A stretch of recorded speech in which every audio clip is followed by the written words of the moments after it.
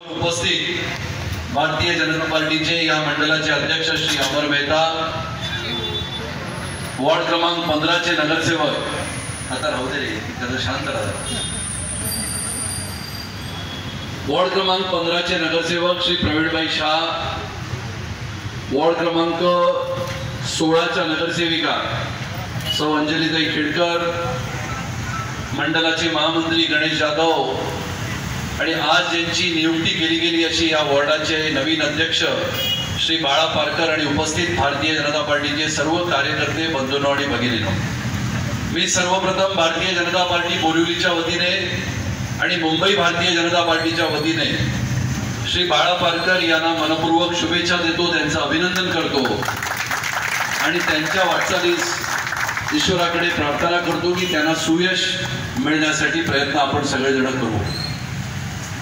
आज ही सभा छोटेखानी जरी असली तरी या सभेचं महत्व आहे। आपले जिल्हाध्यक्ष पुढच्या कार्यक्रमासाठी निघून गेले, पण या जिल्हाध्यक्षांच्या भाषणानंतर तुम्हा सगळ्यांना कल्पना आली असेल की एक म्हणजे गोराई आणि चारकोप मध्ये निर्माण झालेले प्रश्न। गेल्या कित्येक वर्षापासून भारतीय जनता पार्टी सतत आमदार म्हणून आपल्या समोर येत असताना, म्हणजे 1978 पासून आदरणीय रामभाऊ नाईकांनी, त्याच्यानंतर आदरणीय हेमेंद्रभाई मेहतांनी, त्याच्यानंतर सलग 10 वर्ष आताचे आपले खासदार असलेले सन्माननीय गोपाल शेट्टीजींनी, त्याच्यानंतर मागची 5 वर्ष सन्माननीय विनोद तावडेजींनी आणि आता गेले वर्षभर मी तुमच्या समोर भारतीय जनता पार्टीचा आमदार म्हणून संपूर्णपणाने दिलेल्या जबाबदारीला आपण न्याय देण्याच्या भूमिकेमध्ये तुमच्या समोर उभे आहोत। अनेक कार्यकर्त्यांच्या मनामध्ये प्रश्न येतात की कोणतीही निवडणूक समोर नाही, निश्चितपणाने येणाऱ्या कालावधीमध्ये निवडणूक होणार।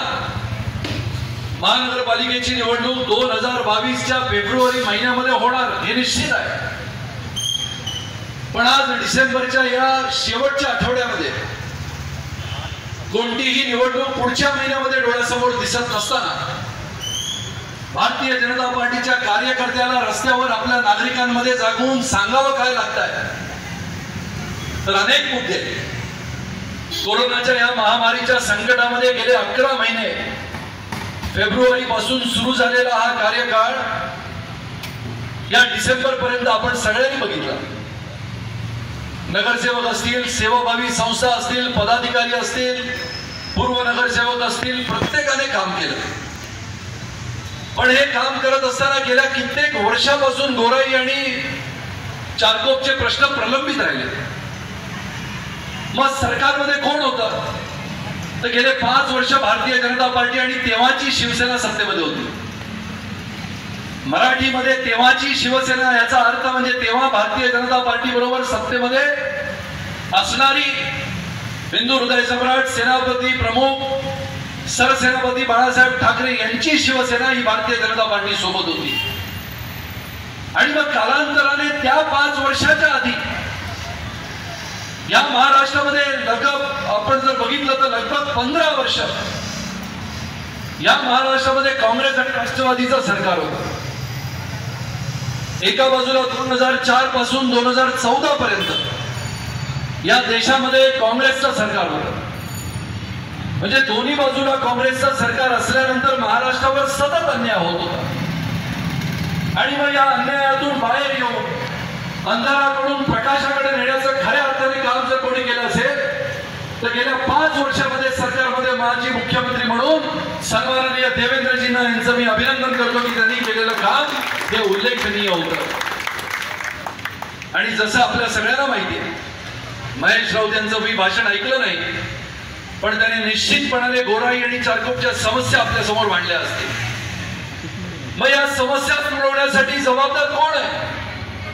सर्वसामान्य नागरिकांच्या मनामध्ये प्रश्न येत असेल की 1978 पासून ते थेट 2019 पर्यंत 1 नाही 2 नाही 42 वर्ष या बोरिवलीला आमदार देण्याचं भाग्य भारतीय जनता पार्टीला लाभलं, ते या जनतेच्या कर्तृत्वामुळे, जनतेच्या विश्वासामुळे। पण ज्या वेळेला आपण विचार करतो की ज्या ज्या वेळेला महाराष्ट्रामध्ये सरकार आली आणि त्या सरकारमध्ये असताना भारतीय जनता पार्टीने प्रत्येक वेळेला या महाराष्ट्राचा प्रश्न, या महाराष्ट्राची समस्या सोडवण्याचा प्रयत्न केला. आणि मग जर महाराष्ट्रामध्ये 15 वर्ष 1999 पासून 14 पर्यंत जसं आपण म्हणतो की जय श्रीरामचा नारा आपण देतो, प्रभू श्रीरामचंद्राचं मंदिर तिथे लखनौ मध्ये म्हणजे अयोध्यामध्ये व्हावं म्हणून अनेक वर्ष आपण लढा दिला. आणि प्रभू श्रीरामचंद्राला सुद्धा 14 वर्षाचा वनवास घडला. भारतीय जनता पार्टीच्या कार्यकर्त्याला तर 15 वर्षाचा वनवास घडला. आणि या 15 वर्षामध्ये सतत भारतीय जनता पार्टीच्या कार्यकर्त्यांनी काँग्रेस आणि राष्ट्रवादीच्या विरोधामध्ये संघर्ष केला. मी कार्यकर्त्यांचं अभिनंदन करतो. पण हा संघर्ष संपला नाही. 5 वर्षामध्ये सरकार आली, सरकार गेली. शिवसेनेसोबत आपण सरकार केलं. पण सरकार आल्यानंतर जेव्हा पुन्हा एकदा निवडणुका झाल्या, अख्ख्या देशामध्ये असं चित्र कधी घडलं नव्हतं की सोबत निवडणुका लढल्या, युती झाली आणि युती झाल्यानंतर सरकार बनवताना विश्वासघात केला गेला आणि सरकार बनवलं गेलं. आम्ही त्याच्यामध्ये सुद्धा काही बोलत नाही. आता मी येत असताना एका मराठी माणसाने मला एक गोष्ट पाठवली. त्यानं लिहिलं की महाराष्ट्राची परिस्थिती कशी आहे. तो म्हणाले महाराष्ट्राची परिस्थिती अशी आहे की त्रासलेला राजा आणि गोंधळलेली प्रजा. तुम्ही ज्या ज्या वेळेला मुख्यमंत्र्यांचं भाषण बघता त्या त्या वेळेला संयम तुटतो. मी विधानसभेमध्ये भाषण बघितलं. आपण समजू शकतो सत्ता तुमची आली, काँग्रेसची आली, शिवसेनेची आली, राष्ट्रवादीची आली, काही हरकत नाही. जनतेने तुम्हाला निवडून दिलं असतं आणि तुम्ही सरकार बनवली असती, आम्ही मान्य करतो. जनतेने दिलं 105 आमदार भारतीय जनता पार्टीला दिले. 50 आमदार काँग्रेस, राष्ट्रवादी आणि शिवसेनेचे दिले. विश्वासघाताने भारतीय जनता पार्टीचा विश्वासघात करून सरकार बनवल्यानंतर सुद्धा आम्ही वर्षभर गप्प राहिलो. मी तुम्हाला विचारतो, गेल्या वर्षभरातले यांचे निर्णय तुमच्यापर्यंत पोहोचले असतील तर तुम्हाला आश्चर्य वाटेल. विधानसभेमध्ये भाषण करत असताना एकेका मंत्र्याची परिस्थिती अशी असायची. शिक्षण खात्याचा कारभार विचारला गेला. उदय सामंत नावाच्या शिक्षणाच्या मंत्र्याला विचारलं गेलं की शिक्षणाचा बट्ट्याबोळ या महाराष्ट्रामध्ये प्रथमतः जर कोणी केला असेल तर तो काँग्रेस आणि राष्ट्रवादीच्या मंत्र्यांनी पूर्वी केला होता. आणि या वेळेला जेव्हा उदय सामंत यांना मी प्रश्न केले की तुम्ही उच्च आणि तंत्र शिक्षणाचे मंत्री आहात, या महाराष्ट्रामध्ये कोरोनाच्या कालावधीमध्ये अनेक निर्णय घेतले गेले, पण इंजिनिअरिंगच्या निर्णयामध्ये पहिलीच्या म्हणजे प्रथम वर्षाला असलेल्या मुलाला आणि मुलीला दुसऱ्या वर्षाला जाण्यासाठीचा जो नियम होता तो सुद्धा शिथिल केला गेला. त्यांना आम्ही विचारलं की डिप्लोमाच्या माध्यमातून डिग्रीला प्रवेश घेण्याचा कायदा होता, पण गेल्या 12 महिन्यामध्ये याच मंत्र्यांनी एकही निर्णय न घेता लाखो विद्यार्थ्यांचं भवितव्य अंधारमय करून ठेवण्याचं काम या सरकारमध्ये केलं गेलं. आम्ही एक नाही अनेक प्रश्न विचारले. चारकोप गोराईच्या बाबतीत त्यांना प्रश्न विचारला गेला. होय, मराठी माणूस, मराठी माणसाची अस्मिता असं नेहमी म्हटलं जातं, पण चारकोप आणि गोराईमध्ये राहत असलेल्या मराठी माणसाचे प्रश्न कोण सोडवणार याचं उत्तर द्यायला मुख्यमंत्री तयार होत नाही. तुम्हाला सगळ्यांना एक प्रश्न मी विचारतो, या सगळ्या सोसायट्या या म्हाडाच्या जमिनीवर बनल्या. तुम्हाला कल्पना असेल सरकारी जमिनींवरचा या सगळ्या सोसायट्यांचा हक्क मिळावा म्हणून सन्माननीय देवेंद्रजींनी त्यांच्या मुख्यमंत्रीच्या अधिकारामध्ये कायदा केला. तुम्हाला माहिती आहे की मला माहिती नाही. ज्या ज्या सरकारी जमिनींवर सोसायट्या उभ्या आहेत त्या सगळ्या सोसायट्या या त्या सोसायटीतील सर्व सदस्यांच्या नावावर करून देण्याचा कायदा होता. आणि तो कायदा असा होता की त्या कायद्याच्या आधारे सोसायटीच्या सर्व सदस्यांनी 10% फक्त अधिभार भरण्याचा होता. रेडी रेकॉर्डच्या 10% एकदाच आयुष्यामध्ये तुम्हाला 10% त्या कायद्याच्या अधिनियमाने 10% तुम्हाला पैसे भरण्याचं काम होतं. आणि जर तुमचं तो प्लॉट जर असेल ज्याच्यावर व्यापारासाठीची बिल्डिंग उभी असेल तर तुम्हाला 50% रेडी रेकनरचा दर लागून ते पैसे भरण्याचा अधिकार दिला होता. विचार करा, बोरिवली, कांदिवली, दहिसर मध्ये अनेक सोसायट्या अशा आहेत ज्या म्हाडा आणि कलेक्टरच्या अधिकारामध्ये बनल्या गेल्या. म्हाडा आणि सरकारच्या माध्यमातून बनलेल्या या जमिनीवर उभे असलेल्या या सोसायट्यामध्ये राहत असलेला 95% मराठी आहे. आणि या मराठी माणसाला त्याच्या अधिकारामध्ये घर देण्याचं स्वप्न कायमस्वरूपी पूर्ण होणार होतं. पण या सरकारमध्ये काँग्रेस, राष्ट्रवादी आणि शिवसेनेने स्थगितीच्या नावावर या कामाला सुद्धा स्थगिती दिली. आणि आश्चर्य आहे, गेले 1 वर्षभर अनेक नागरिक मंत्रालयामध्ये खिटे घालतायत की माननीय देवेंद्रजींनी केलेला कायदा आपण संमत करा. मागच्या सरकारने केलेला कायदा हा संपूर्णपणाने मराठी माणसासाठी, संपूर्णपणाने नागरिकांसाठी, सर्वसामान्य माणसांसाठी हा कायदा लागू करा. सरकारच्या जमिनीवर उभ्या असलेल्या या सोसायट्या एकदा 10% अधिभाराने आमच्याकडून पैसे घेऊन आमच्या नावावर करून टाका. सरकार ऐकलं नाही. गेले वर्षभर लोक लढतायत. विधानसभेमध्ये प्रश्न विचारला गेला, सांगायला तयार नाही. चारकोपमध्ये आणि गोराईमध्ये असलेल्या नागरिकांच्या 1.5 FSIचा प्रश्न प्रलंबित आहे. सरकारने जेव्हा 1985च्या नंतर या जागा दिल्या गेल्या आणि जेव्हा आपण सगळ्यांनी मिळून ही आपली घरं बांधली, मी अनेक वेळेला म्हाडामध्ये गेलो, गणेश यादव माझ्या सोबत होते. सरकारला विचारलं गेलं की तुम्ही जे आराखडे मंजूर केले त्या आराखड्यामध्ये लिहिलंय की 1.5 FSI तुम्हाला दिलाय. आणि आता सरकार म्हणतं की 1.5 नाही तर फक्त 0.85 दिलाय. आणि उरलेल्या 0.65 तुम्ही 40 लाख रुपये भरा. कुठून आणणार गरीब माणूस? गरीब माणूस, मध्यमवर्गीय माणूस आपल्या चारकोप गोराईच्या या घरामध्ये राहिला. 1990च्या सुमारास टाकलेली पिण्याच्या पाण्याच्या लाईन सुद्धा बदलल्या गेल्या नाहीत. जर आपण विचार केला तर 1980 पासून या संपूर्ण 40 वर्षामध्ये भारतीय जनता पार्टीचं सरकार फक्त 10 वर्ष होतं. या हिंदुस्थानाला स्वतंत्रता मिळाल्याच्या नंतर 1947 पासून आजपर्यंत या हिंदुस्थानाला 72 वर्ष पूर्ण झाली. या देशामध्ये अगर राज्य कोणी केलं असेल तर काँग्रेसने राज्य केलं. या अशा गोर गरीब वीर दुबळ्या माणसांकडे गेले काँग्रेसवाले आणि सांगितलं की आम्हाला ते आम्ही देशाचं भवितव्य बदलू. पण 72 वर्ष झाली पण या देशाचं भवितव्य काँग्रेस बदलू शकलं नाही. तुम्ही एक नाही किती प्रधानमंत्री काँग्रेसने दिले. जवाहरलाल नेहरूंची 17 वर्ष, इंदिरा गांधींची 13 वर्ष, लाल बहादूर शास्त्रींची 3 वर्ष, नरसिंह रावांची 5 वर्ष, राजीव गांधींची 5 वर्ष, मनमोहन सिंगची 10 वर्ष. किती झाली कधीतरी मोजा? किती झाली? 53 झाली. आणि काँग्रेसने दिलेली सरकार सतत आपल्या पंतप्रधान पदाचा मान न राखणारे देवेगौडा 1 वर्ष, इंद्रकुमार गुजराल 1 वर्ष, चंद्रशेखर 1 वर्ष. किती झाले? 53 अधिक 3 56. VP सिंग किती वर्ष? 1 वर्ष. 3 वर्ष नाही रे बाबा, तू कुठे स्वप्नात होता की? 1 वर्ष. 57 वर्ष झाली. आणखीन कोण राहिलं? मोरारजी देसाई. नाही ते आपले होते, आपण त्यांना थोडा टेकू दिला होता. किती झाली? 56 वर्ष. 57 वर्ष. जयसिंग अरे बाबा राष्ट्रपती होते.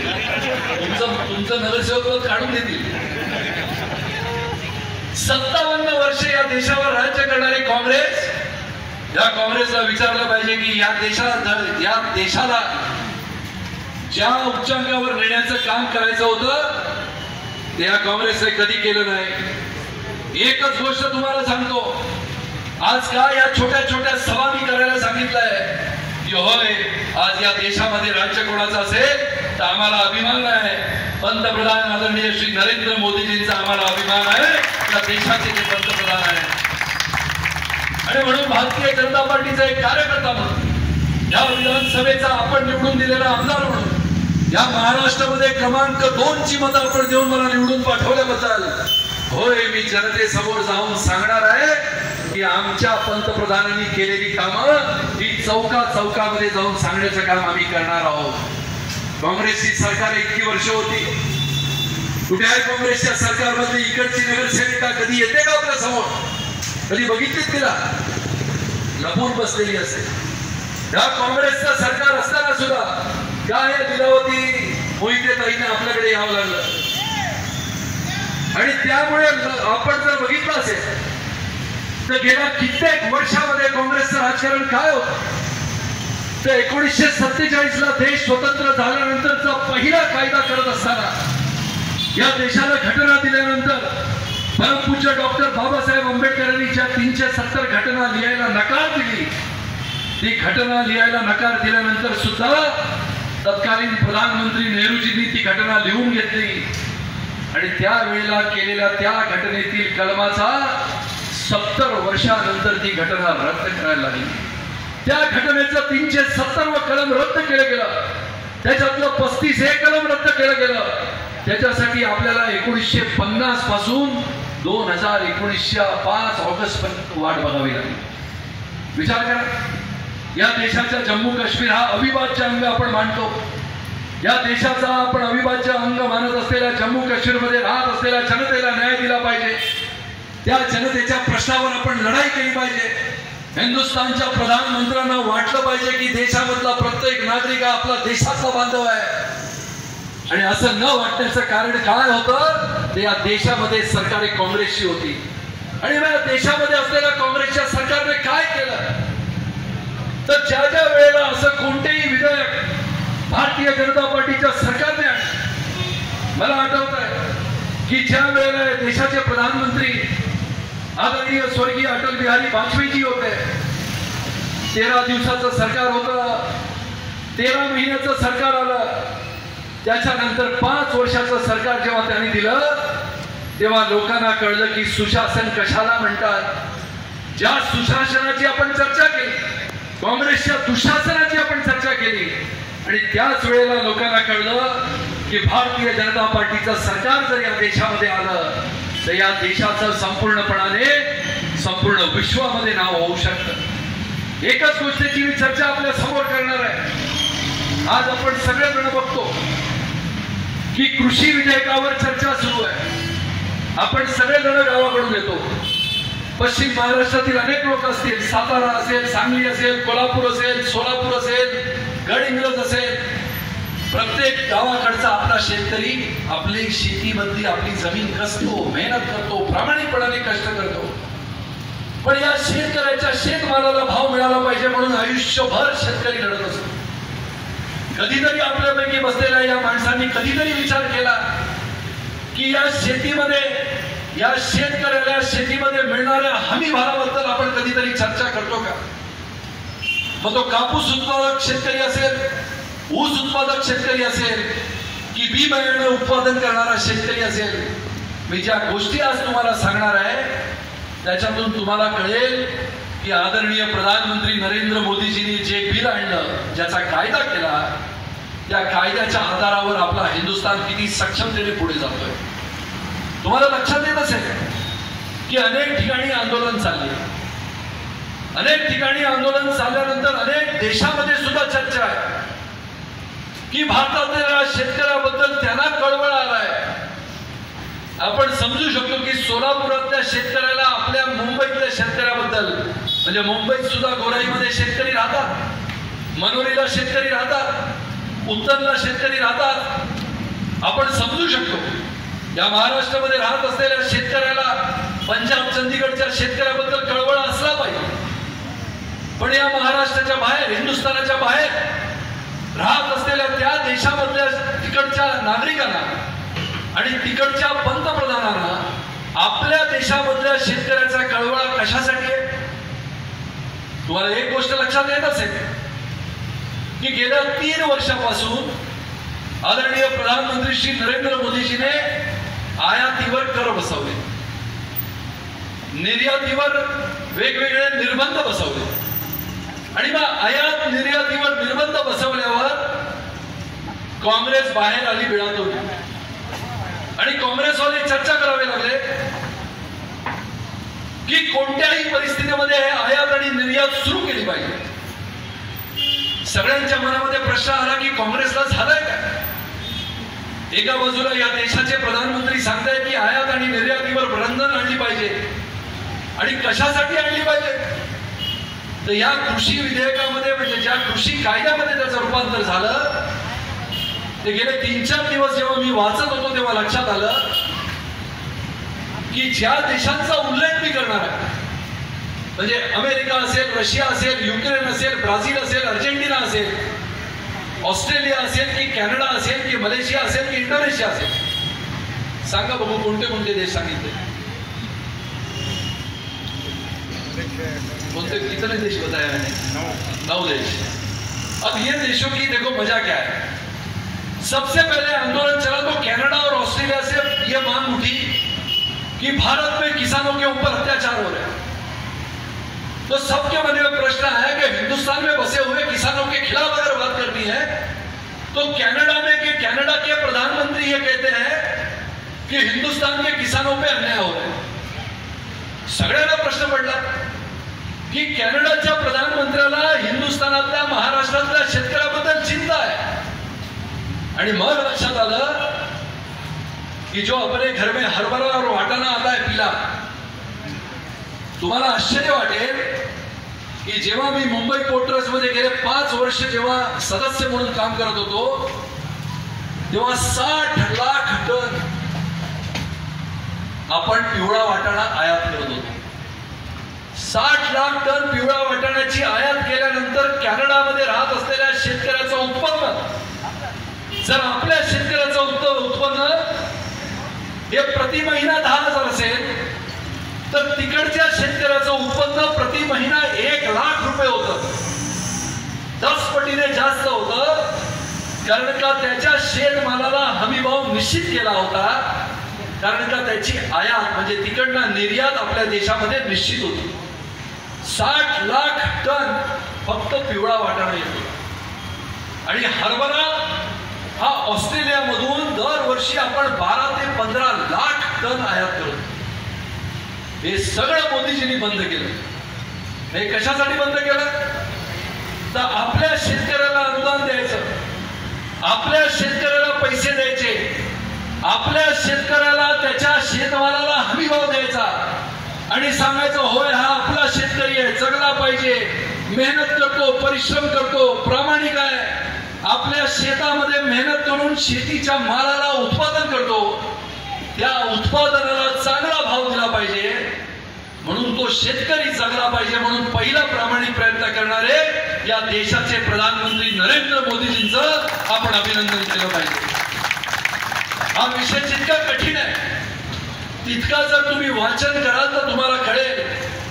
लोक म्हणायला लागले की शेतकऱ्याच्या कृषी उत्पन्न बाजार समितीमध्ये आता शेतकऱ्याला भाव मिळणार नाही.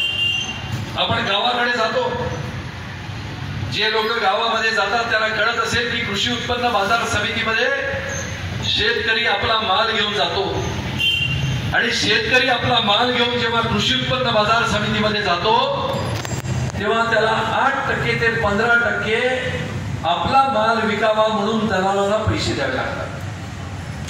आता तुम्ही विचार करा, तुम्ही किंवा आम्ही आपण एक शेतकरी आहोत, दूर शहरापासून दूर गावाकडे आपण शेतमाल पिकवतो आणि तो शेतमाल आपण ट्रकमध्ये भरून जेव्हा कृषी उत्पन्न बाजार समितीमध्ये जातो तेव्हा आपल्याला तिथे टॅक्स भरावा लागतो. म्हणजे जर 100 रुपयाची भाजी आपण दिली तर आपल्याला 8 रुपयापासून 18 रुपये भरावे लागतात. जर 1000 रुपयाची भाजी दिली तर आपल्याला 80 रुपयापासून 180 रुपये द्यावे लागतात. जर तुम्ही विचार करा 1 लाख रुपयाची भाजी महिनाभरात दिली तर 18 ते 20 हजार रुपये तुम्हाला द्यावे लागतात.